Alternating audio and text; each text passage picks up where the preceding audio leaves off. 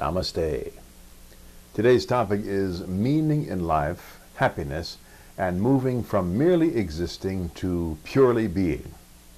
Dr. Bob, I just feel run over, worn out, just existing, not really living. Those were the phrases that Paul presented me with just after he seated himself in my office chair. Paul was tall, tanned, lean, dressed casually but well. I'd never thought of him as merely existing, and I had known him for 10 years at that point. Just goes to show you what may be just beneath the surface of some people. One never knows. I hit him immediately, no beating around the bush. Paul, have you ever thought of your own death? I asked. What? Why bring death up? I never even mentioned it, said Paul. When you are aware of your own death, you can use it to motivate yourself beyond mere existence and on to really being, I said.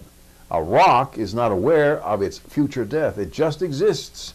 You are a being. You are aware of your future death. Therein lies a universe of difference.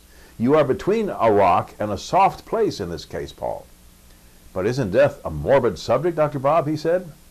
Of course death can be a morbid subject, or it can be a motivating factor in your life, I said to Paul. I went on to explain to Paul that happiness is the meaning of life, in my view. The way we reinforce that happiness is by experiencing all we can.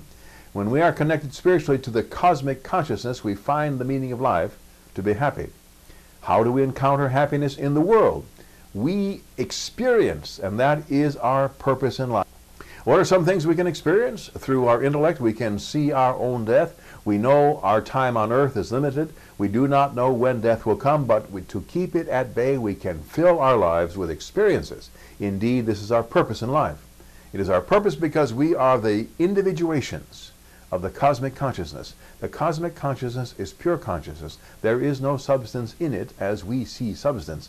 This is the soft place of which I spoke above. So the cosmic consciousness has thoughts, but it has no way of expressing those thoughts. Because thoughts are things, however, you and me came into being. Our purpose in being is to experience. We experience on behalf of the cosmic consciousness. We get to choose whether we merely exist or purely be. It took Paul a few moments to process this information. I never heard it put quite that way before, he said. So, when I am aware of death, I am better able to make a choice between existing and being. Sounds good to me.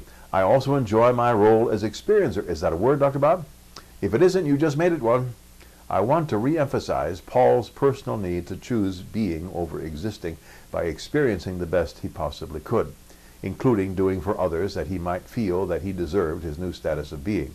I ask, Paul, does that give you a new proof of your ability to be as opposed to merely existence? Well, at the moment I feel quite energized. I hope it lasts. It will last, Paul, I said, when you make the choice regularly to be and to experience on behalf of the cosmic consciousness. Paul left the office in what seemed to be a better mood than when he came in. Make your life about experiencing being. Start now. May you and all sentient beings know happiness and the root of happiness. Namaste.